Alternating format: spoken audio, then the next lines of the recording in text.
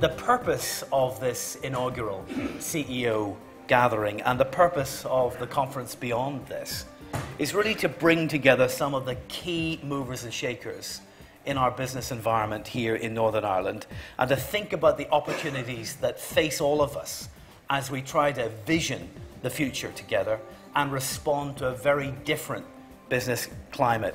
What would you say to them are the key issues that they will be facing, whatever their sector is, in the next 10, 15, 20, 30 years? Well, I think what we've seen from the visioning work is that there are some mega trends that will play out. Now, they'll obviously affect different businesses in quite different ways, but if I just sort of had to pick three in particular, one is the shift from west to east. I think we're seeing a world economy being rebalanced. Second is the transparency that business is going to have to live with. I mean, our customers now have connected conversations about our business in a way that just wasn't possible 10, 15 years ago.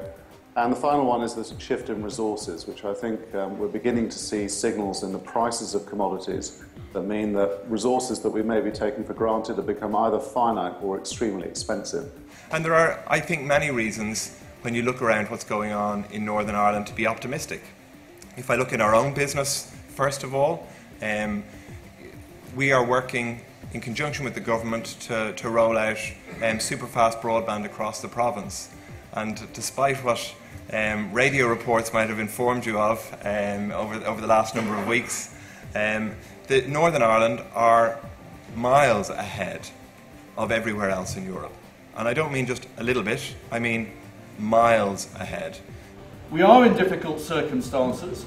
Some of us may be having to look at the question of our head count and so on. But rather than necessarily saying, is the first solution that we have to make some people redundant, are there different options in terms of job sharing? Are there different options in terms of going for shorter time and so on? We're still facing the skills shortages.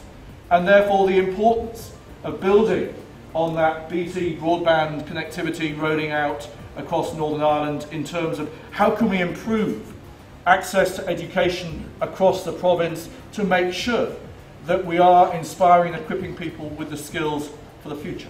We adapt to the environment in which we are placed. And if there's any take-home message from this little course, it's that the human brain is exquisitely evolved to adapt to the environment. Other species, to greater or lesser extents, also learn and adapt. We do it better than any. Mind change can be harnessing these opportunities. Now, you can harness this. You can start to think about what are the goods and services, what is the profile. You have an identity that up until now has always been constructed internally. It's your associations, your memories, your thoughts. Now, identity is externalized. Now, identity is at the mercy of what people think of you. And I would argue that's a dodgy sense of identity. Really, we have to differentiate information from knowledge, and we have to think about how can we enable the latter. It's all very well to have someone give fast responses and hypertext, but they also, we now know, have shorter attention spans. So what we need to do is to think of ways in which, if we wish, we can enhance attention spans, how we can enable people to join up the dots in a way that is not automatically done when you go onto a search engine, for example. I've always been interested in waste, and it's always going to be my sort of passion area. When I first moved to London, I went to the sewer before I went to the Tate. I went to the waste refuse transfer station before I went almost anywhere else. Have you talked to a therapist about some of this? And when I met the guys from the fire service, I just couldn't believe that they were throwing the hose away. And I convinced Elvis, who's my partner, that we should take this on, and it was going to be my community service in the UK. I was just going to deal with that problem. But there is enough fire hose waste annually to compete with Louis Vuitton, and that's why we set up a fashion company, because it's a suitable material to replace leather, and there's enough of it, and it is a global issue because you cannot traditionally recycle it. So I tackle niche waste. I look at things no one else is fixing.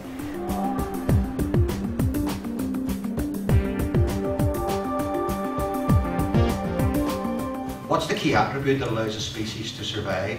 Is it to be bigger? Is it to be faster? Is it to be more aggressive? He said no, it's to be adaptable. And I think there's a lot of truth in that. That's where innovation comes in. It's the ability to see what's coming down the pipe and change quickly, anticipate it and be ready for it. And I think that's the kind of approach that we've taken. I'll just give you an example of one project that we did specifically in Marketplace, and Gillian mentioned this, and it's called Designated Driver. It's a Christmas and summer promotion that we run in outlets across Northern Ireland, like hotels and clubs and pubs, and we give free drinks to people who decide not to drink whenever they go out and drive their friends or whatever. And really, what we've found from doing that Marketplace, it actually doesn't have a sales necessary benefit. What it does is it's brought all the customers much warmer to us. Consumers are a little bit warmer to us, and we've built up a lot of good relationships. For the third time in 7 years, Marks & Spencer has been named as Business of the Community's most responsible business in the UK. Great accolade. That's nice. Thank you. We've cut waste, we've cut energy, we've sourced wood and fish and everything else more sustainably. We've given 5,000 job opportunities to people with disabilities or who are homeless. Lots of lovely stuff. But it is not enough. It is but 15% of the journey to build a sustainable Marks & Spencer. So Business in the Community's Company of the Year is holding its hand up and said, we have barely begun the journey to be sustainable. Now, some of you in this room might have done 16%, some 10%, maybe 3%. It does not matter. We're all at the beginning of this journey. Now, what matters here is understanding why that is happening and the pace at which it's happening. Because if you stand still as a business for the next 5 years, you'll be washed away by the sustainability tidal wave. I've got a simple contention for you.